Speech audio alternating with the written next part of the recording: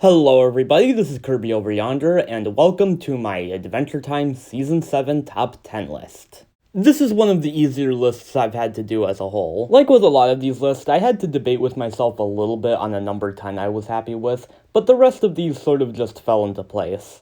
These are my favorite Season 7 episodes. At number 10, we have Bonnie and Eddy. As far as season premieres go, I think Bonnie and Eddy does a great job of reacquainting the audience to this new era of Adventure Time.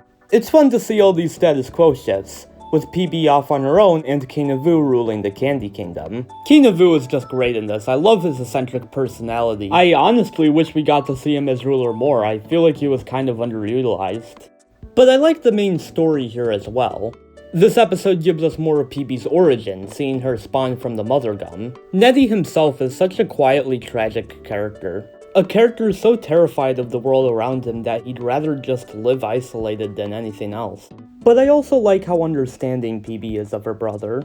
That even though the life that Eddy lives isn't ideal, it's what makes him happy. There's something very melancholic about that. That some people are simply just wired differently and there's nothing we could or should do to fix that. Not that the episode is too much of a downer, there's still tons of good jokes throughout. It's just a really solid season premiere that's able to touch on multiple new developments without being overwhelming.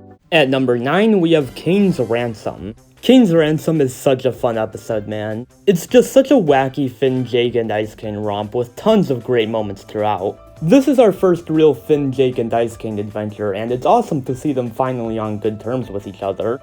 Finn and Jake make for great straight men to the Ice King's weirdness, and their dynamic really shines in this episode and later on in the Elements miniseries. I love this whole sequence with the multiple Jakes, such a creative use of his powers. They get some great slapstick comedy out of it. It's cool to see Ice King genuinely care about Gunter for once. When you watch enough Ice King episodes, I think it's easy to get the impression that he just doesn't care for Gunter at all. So to see him actually go out of his way and try to rescue Gunter, it's genuinely wholesome. Love that whole sequence of him crossing the lava, such a cool moment for him. It's awesome to see Betty return as well, even if only briefly. I love the way they hint at her messing with the crown without explicitly showing what she did. It leaves for some cool mystery. It's an awesome cap to what is all in all a very wholesome and fun episode.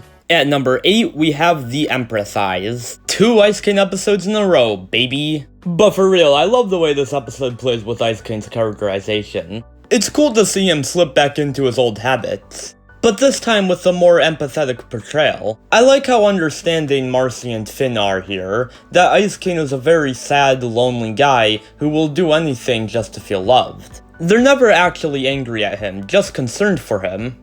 Marcy's little poem here is especially insightful as it shows us just how important Simon was and still is to her personal journey. After decades of isolating herself from the Ice King, it's cool to see her finally have his back again, and protect him in ways Simon used to protect her. The Empress herself makes for a great one-off antagonist. It's hilarious just how easily she's able to manipulate the Ice King. It's made even funnier by the twist that Ice King wasn't actually hypnotized the entire time and is just that desperate.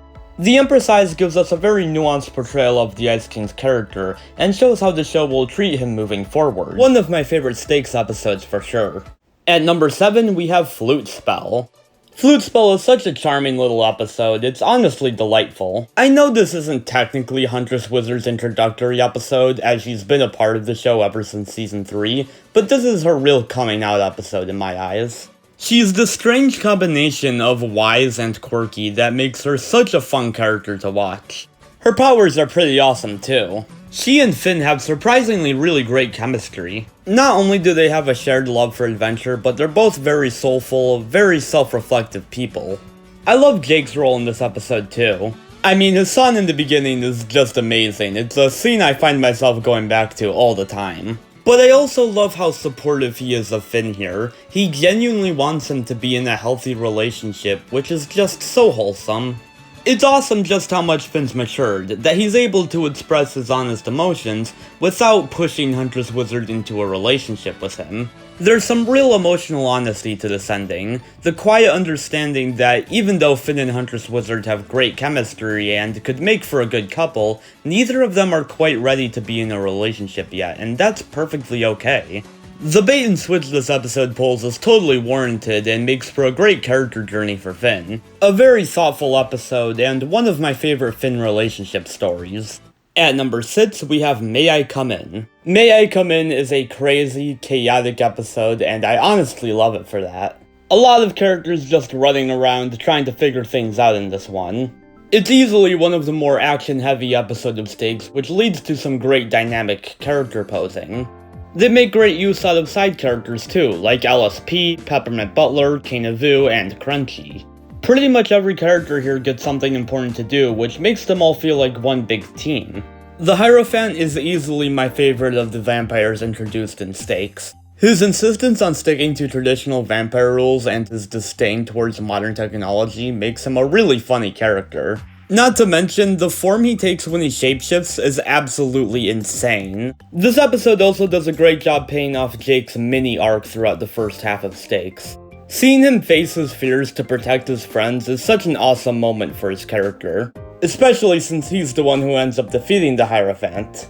Well, him and Crunchy, I guess. May I Come In is a super fast-paced episode with some great action, great comedy, and solid character moments. At number 5, we have Crossover. Crossover is an episode that just feels big. I mean, I know it technically only exists to cover for an animation error in Finn the Human, but damn it, I don't care, this episode just goes raw. I'll admit, I was never the biggest fan of the way the Farm World storyline was wrapped up in Season 5. It always felt kinda underwhelming to me. Which is why I was super excited to see this plotline get brought back for Season 7, and the episode itself did not disappoint. Again, this is an episode that just feels very climatic. I mean, literally the entire multiverse is at stake here. I love the personal conflict here between Finn and Ice Finn too. Finn wanting to help this alternate version of himself makes a lot of sense given all the hardships he's had to deal with up until this point. But I think it could also be seen as very subtle foreshadowing for Fern. Much like Ice Finn, Fern is also an alternate version of Finn tormented by some sort of curse. And Finn tries to help Fern just like he did Ice Finn. It's a pretty interesting parallel. There's something very melancholic about Finn watching Ice Finn reunite with his family. It's the type of relationship he just couldn't have with his biological parents, at least not at this point. Oh yeah, and the Lich is also in this episode. All jokes aside, while his character definitely peaked in Escape from the Citadel, he still works great here as a secondary antagonist to Ice Finn. Crossover is just an episode with a ton of stuff going on, making it one of the most exciting episodes of the entire show. I do wish we got to meet Prismo's boss though, a little disappointed that we didn't. At number 4, we have Everything Stays. Everything Stays gives us a fascinating look at Marceline's past. Yeah, we've seen glimpses of Marceline's past, like in Memory of a Memory or Simon and Marcy, but I like the sort of vignette format that this episode brings to the table. It does a good job at recontextualizing why Marceline is the person that she is. How her being abandoned by so many people in her life caused her to isolate herself. This idea is further explored later on in Obsidian. You can really feel her connection with the humans begin to form, which makes things all the more sad when she eventually tells them to leave. And hey, look at Schwabble. Pretty sure he gets more screen time here than the entire rest of the series combined. Oh, and the scene between her and Simon is also super tragic. Love the Holly Jolly Secrets callback. This episode is great on a visual level too. There's some beautiful lighting and shading here. Love this shot especially. The fight scene between Marcy and the Hierophant is awesome too. Even though he only appears for a short period of time, he's just as entertaining here as he is in May I Come In. Everything Stays does an excellent job fleshing out Marcy's past, and is easily my favorite Stakes episode. At number 3, we have Varmint. You know what Varmint feels like? Varmint feels like an improved version of Season 5 Skywitch. Not that Skywitch is a bad episode by any means, I like it, but it's one of those Season 5 examples that's always felt too cold to me, you know? Like, we don't really get the sense that Marcy and Bubblegum are bonding through this adventure. It feels a little too transactional. Varmint, on the other hand, has so much more fun with the PB and Marcy dynamic. You get the feeling that the two are finally on good terms again and are allowed to put their guards down, but at the same time they both have personal baggage that they need to work through. It's very compelling.